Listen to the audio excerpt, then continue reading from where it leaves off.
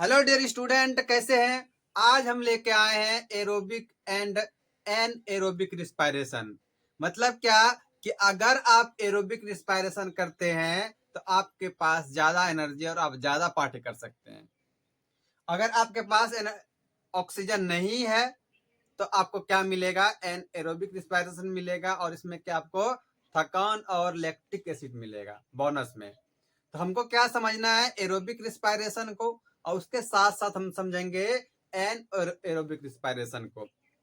तो aerobic respiration किसको कहेंगे कि जब हम लोग का फूड सेल के अंदर जाता है, वहां क्या है, ग्लूकोज है। सेल के अंदर क्या बन के गया, वो ग्लूकोज बना वहां जाके। लेकिन ग्लूकोज अकेला कुछ नहीं करेगा, हमको चाहिए वह खाना क्यों खाए, ताकि एनर्जी मिले। तो भैया एनर्जी बनाने के लिए उसको साथ में क्या चाहिए, ऑक्सीजन चाहिए। और जब वो ऑक्सीजन के प्रेजेंस में ग्लूकोज को तोड़ता है, एटीपी रिलीज करता है, एनर्जी बनाता है, उसी को कहते हैं anaerobic respiration. Anaerobic respiration क्या है कि the respiration which uses oxygen to broken down food is called aerobic respiration. इसमें क्या कहा कि रिस्पायरेशन के समय हम लोग क्या करते हैं, ऑक्सीजन लेंगे, और ये जो ऑक्सीजन ले रहे हैं वो क्या करता है, फूड को ब्रेक डाउन करता है। इसको कहते हैं हम लोग एरोबिक रिस्पायरेशन। आइए, जैसे कि उसे हम लोग क्या किए थे, रिस्पायरेशन किए। रिस्पायरेशन भैया डिफिनेशन याद है ना। रिस्पायरेशन किसको कहते हैं कि जब हम लोग के अंदर लंग्स से सेल में गया ऑक्सीजन, और वो क्या करेगा, सेल में जाने के बाद फूड को तोड़ता है। थोड़ा सा एग्जांपल देख लीजिए। जैसे कि मान लीजिए ये क्या है, हमारा एक सेल है। इन सेल के पास क्या आया हुआ है, फूड पहले से है। हम लोग जो भोजन किए हैं डाइजेस्टिव सिस्टम से, फूड यहाँ क्या हुआ कि आया हुआ है, और किस फॉर्म में है, यह भी ग्लूकोज के फॉर्म में है। अब फिर हम लोग क्या करते हैं, ब्रीथिंग किए, तो ब्रीथिंग में क्या हुआ, इनहेल किए और एक्सेल करेंगे। तो इनहेल जब करते हैं तो वो कहाँ चला गया, ऑक्सीजन हमारे लंग्स में, और लंग्स से एल्वोलाई में, और एल्वोलाई से कहाँ गया, ब्लड के पास, और ब्लड से कहाँ चला जाता है, हमारे सेल्स के पास। तो ऑक्सीजन अब कहाँ आ गया, इस सेल के पास आ गया O2। ऑक्सीजन कहाँ आया, इस सेल के पास जब आया, तो अब क्या करेगा, ये इसको ब्रोक डाउन करेगा, मतलब इसको तोड़ेगा, और इस ग्लूकोज को तोड़ के क्या बना लेगा, CO2 बनाएगा, और साथ में H2O बनाएगा। इसके साथ साथ क्या बनाता है, एनर्जी भी बनाएगा। CO2 क्या है, हमारा वेस्ट मटेरियल है, जो कि हमारे सेल से ऑक्सीजन ऑक्सीजन लेगा, और उसके साथ साथ क्या करेगा कि तुम भैया CO2 को भी साथ अपने लेते जाओ, क्योंकि ये हमारे किसी काम का नहीं है, हमारे लिए हार्मफुल है। तो ये क्या किया, इस सेल हम लोग जो रिस्पायरेशन किए, ब्लड यहाँ तक लेके आया, ये ब्लड ने हमको क्या दिया, अभी तो सिर्फ ओ दिया, ऑक्सीजन दिया है। जैसे ऑक्सीजन दिया तो ये सेल क्या कहेगा कि भैया मेरे पास एक वेस्ट मटेरियल है जिसका नाम क्या है, CO2 है। CO2 को आप लेते जाइए, जो हम लोग फिर एक्सेल करते हैं ब्रीथिंग में। उसके बाद क्या, ये साथ साथ में H2O भी बनाता है, और ये दोनों बनाने के बाद एक निर्माण करता है एनर्जी का। और एक मॉलिक्यूल जो है, एक मॉलिक्यूल जो ग्लूकोज का है, वो 38 ATP बनाता है। किसमें, एरोबिक रिस्पायरेशन में। याद रखिएगा कि एरोबिक रिस्पायरेशन में एक मॉलिक्यूल ग्लूकोज का रहेगा तो एनर्जी कितना बनेगा, 38 ATP बनेगा। आइए, उसके बाद दूसरा लाइन है कि the glucose is completely break down in CO2 and H2O by oxidation. Oxidation किसको कहेंगे, ऑक्सीडेशन उसी को कहते हैं जो कि हमारे सेल्स के अंदर जो फूड बन रहा है, फूड और ऑक्सीजन मिलके क्या कर रहा है, ग्लूकोज को तोड़ रहा है। जब ग्लूकोज को तोड़ रहा है तो क्या बन रहा है, CO2 और H2O, मतलब कार्बन डाइऑक्साइड, उसके साथ साथ क्या बन रहा है, वाटर बन रहा है। तो इसी को कहते हैं ऑक्सीडेशन कहते हैं। नेक्स्ट पॉइंट है, it provide energy in A considerable amount. और इसके साथ साथ मतलब CO2 के साथ और H2, ये दोनों तो रिलीज किया ही, बनाया ही तोड़ के, और उसके साथ साथ क्या बनाता है, एनर्जी भी बनाएगा।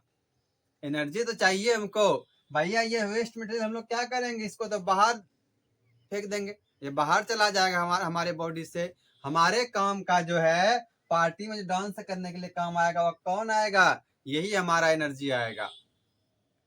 उसके बाद है it is store in the form of ATP molecules. ये जो एनर्जी बना किस फॉर्म में स्टोर रहेगा, एटीपी के फॉर्म में स्टोर रहेगा। और एटीपी का फुल फॉर्म क्या होता है, ATP adenosine triphosphate. During aerobic respiration 1 molecule of glucose produce 38 energy rich in ATP. कितना करेगा कि एक ग्लूकोज दिए तो बदले में क्या दे रहा है, वो 38 एटीपी दे रहा है, 38 एनर्जी दे रहा है। जैसे हम लोग ह्यूमन बींग हो गए, तो हम लोग में क्या होता है, ह्यूमन बींग में हम लोग एरोबिक रिस्पायरेशन ही करते हैं। तो इतना क्लियर हुआ एरोबिक रिस्पायरेशन, कि हम लोग जब ऑक्सीजन के प्रेजेंस में फूड का ब्रेकडाउन होता है हमारे बॉडी में, तो उसको क्या कहते हैं, एरोबिक रिस्पायरेशन कहते हैं। दूसरा है हमारे पास एनएरोबिक रिस्पायरेशन। भैया इसमें क्या होगा, एरोबिक में ऑक्सीजन के प्रेजेंस में ब्रेकडाउन हो रहा था, लेकिन यहाँ पे बिना ऑक्सीजन का होगा, तो इसको कहते हैं हम लोग एनएरोबिक रिस्पायरेशन। कि the respiration which take place without oxygen called anaerobic respiration. कि यहाँ जो रिस्पायरेशन होगा, मतलब हमारा इसमें जो एनर्जी बनेगा वो कैसे बनेगा, बिना ऑक्सीजन का। भैया बिना ऑक्सीजन कैसे एनर्जी बनेगा, मान लीजिए कोई क्या है, यूनिसेलुलर ऑर्गेनिज्म है, यूनिसेलुलर ऑर्गेनिज्म है, तो वो क्या करता है कि उसके पास सिर्फ और सिर्फ एक ही सेल का पूरा बॉडी बना हुआ है, और उसके पास सिस्टम नहीं रहता, रिस्पायरेटरी सिस्टम नहीं रहता है, तो वो क्या करेगा, उसके बॉडी में माइटोकॉन्ड्रिया तो होगा ना, उस माइटोकॉन्ड्रिया से ग्लूकोज को ब्रेक डाउन करता है, और ब्रेक डाउन करने के बाद वो एनर्जी को रिलीज करेगा। लेकिन भैया यहाँ क्या है, एनर्जी जो बनेगा वह कितना बनेगा, बहुत ही कम। लो कितना, एक मॉलिक्यूल ग्लूकोज का दोगे तो बदले में सिर्फ 2 एटीपी देगा, एक मॉलिक्यूल ग्लूकोज से कितना, 2 एटीपी देगा। Yeast break down glucose into ethanol. Yeast क्या करता है, ग्लूकोज को ब्रेक डाउन करके इथेनॉल में बदलता है, और साथ साथ CO2 भी रिलीज करेगा, और CO2 के साथ साथ क्या करता है, एनर्जी भी बनाएगा। मतलब क्या, दोनों का काम एनर्जी बनाना ही है। किसका किसका, एरोबिक रिस्पायरेशन का भी एनर्जी बनाना काम है, और दूसरा एनएरोबिक का काम भी क्या है, एनर्जी को बनाना। लेकिन फर्क क्या है, एक जो एरोबिक रिस्पायरेशन है ऑक्सीजन के प्रेजेंस में कर रहा है, और दूसरा क्या है, एनएरोबिक जो कि विदाउट ऑक्सीजन, बिना ऑक्सीजन के प्रेजेंस में ही वो अपना ग्लूकोज तोड़ रहा है, एनर्जी बना रहा है, सारे प्रोसेस वो बिना ऑक्सीजन का ही कर रहा है। 1 molecule of glucose produce only 2 energy. इसको अगर आप एक मॉलिक्यूल देंगे ग्लूकोज का, तो बदले में क्या करेगा, सिर्फ 2 एनर्जी देगा आपको। Human muscle cell also respire anaerobic respiration.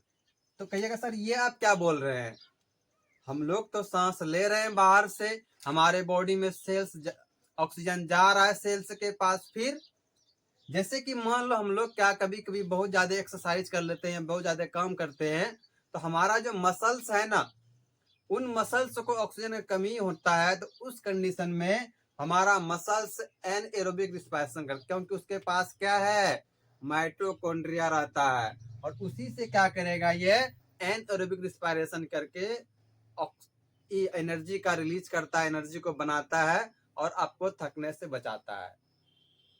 Next lecture में हम लोग इसको दोनों का डिफरेंस देखेंगे, कि एरोबिक और एनएरोबिक में क्या डिफरेंस है।